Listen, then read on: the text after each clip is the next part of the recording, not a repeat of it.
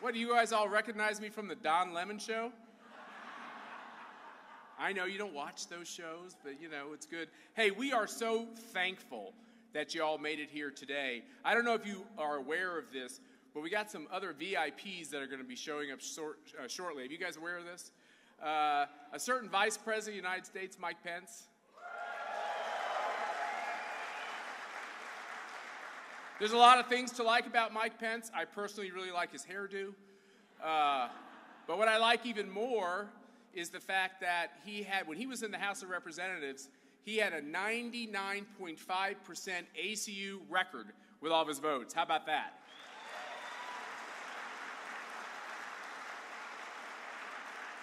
And we knew he was going places until he went to Indiana. We wondered what that was all about. But now we've all got him back, and we're happy about that. I don't know, do any of you watch Fox and Friends in the morning? Is that a good show? Okay, I like the Making Farmers Great Again hat back there. I can see it. Look at the green hat. That's a good hat.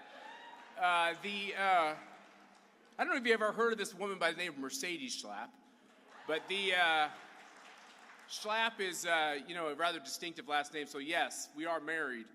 And she was talking about what's really happening in the country. And I think it's really important for us to understand that when you read articles that talk about what's happening at our southern border, it's important that some people call it a caravan. I like to more call it an unruly mob.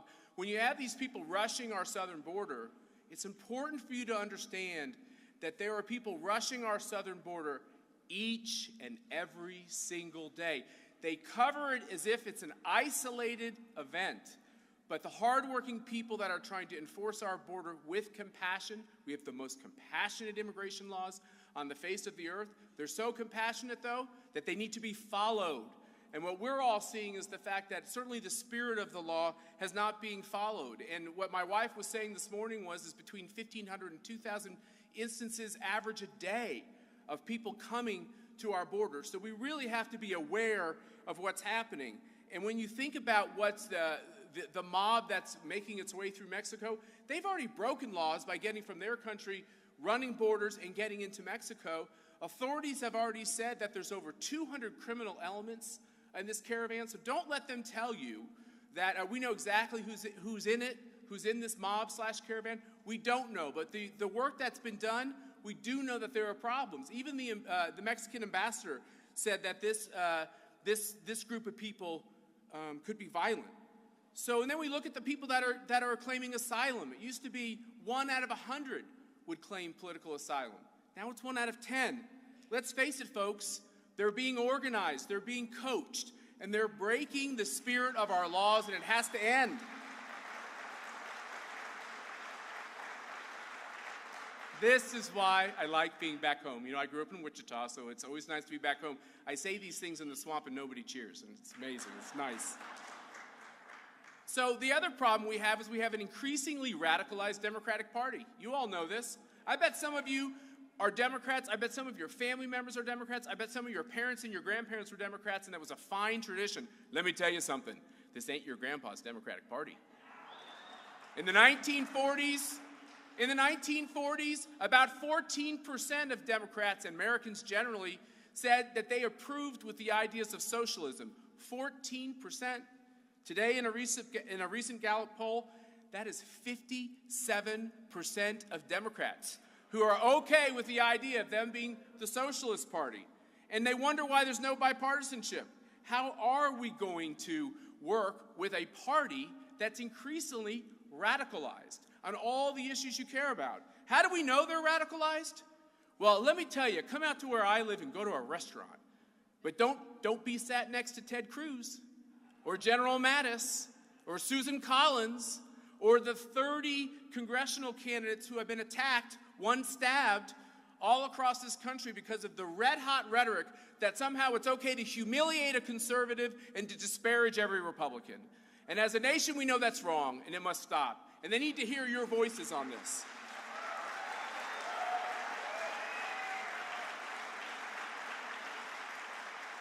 And we can't forget Steve Scalise, who in a baseball diamond right across from my office was there was an attempted assassination on his life and the life of other Republicans for the guilty crime of being a Republican. Now, it's unfair to criticize the other party for these terrible acts of violence, but as all of us, as fair-minded Americans, can look at our country and know that there are some things that just go over the line. And we have to make sure that we hold folks accountable on saying that some of these things are okay. Recently, Eric Holder, remember Eric Holder? The top law enforcement official in the country under Barack Obama said it was okay to kick people like you. Okay. Well, guess what? I don't think we think that's okay. And I don't think fair-minded Democrats think that's okay as well. And the most ultimate disgraceful moment we've seen recently, and I just want to give a shout out to two people along the way. I think Lindsey Graham did us proud.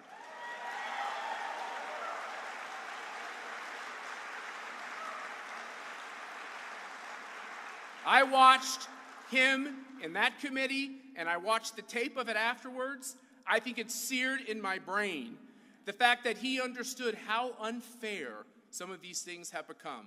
And I have to give Mitch McConnell a lot of credit. He stuck to his guns and deserves great credit. And just for an extra measure, I want to say, well done, Susan Collins. When you stand up and do the right thing, we'll thank you for it. And you know how she was thanked. Death threats. Some of these people got ricin in the mail. Our own Secretary of Defense was threatened with mail. And all that has to end. And what we saw with the Kavanaugh hearings is almost the left on a search and destroy mission. Now, I think some of you know that Brett and Ashley Kavanaugh are very good friends of Mercy and myself. We served with them in the Bush administration. He's an honorable man. I can tell you from the bottom of my heart, you have absolutely nothing to worry about.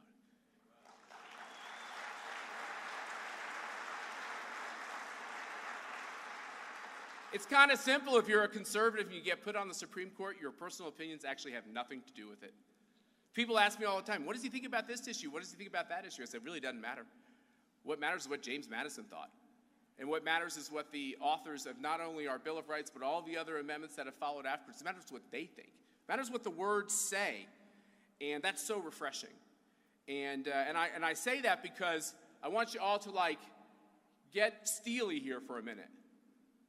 The chances of there being another Supreme Court opening in the next 18 months are very high.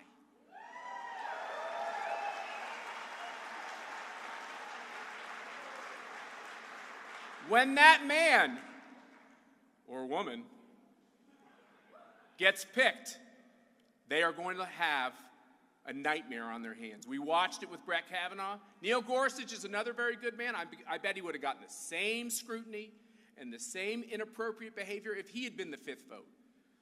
What are they going to do when we get the sixth vote? Right? I think they're going to be a little cranky. And that is the number one reason. There's a lot of reasons. But the number one Democrat who stood up before Brett Kavanaugh had ever even had a chance to discuss his judicial philosophy in depth, and the process wasn't complete. There was a certain senator from Missouri, Claire McCaskill, who said she would not support him. She wouldn't support him.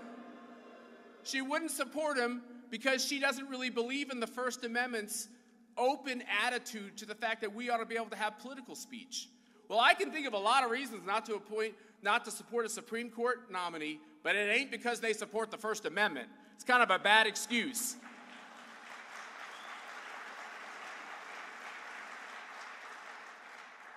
And you know what's great? As you watched all of them vote up on the committee and in the Senate and pass judgment on our friend Brett Kavanaugh and say the most scurrilous of things, you know what's great? Is I'm a Catholic guy, but there is this thing called karma. Guess what you get to do in a couple days? You get to vote. You get to say to Claire McCaskill, no more.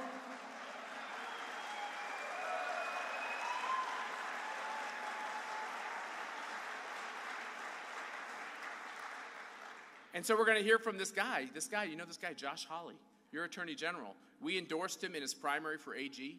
And we're so excited that Missouri's going to have the chance to send him to the Senate. And I'm going to make a bold prediction. He's going to win.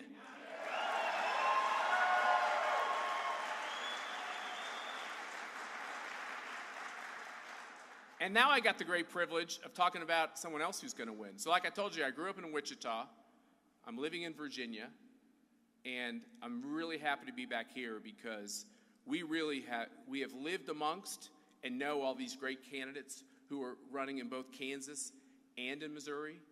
And in Kansas, we have a wonderfully courageous, hard-charging Secretary of State. I don't know if you've heard of him.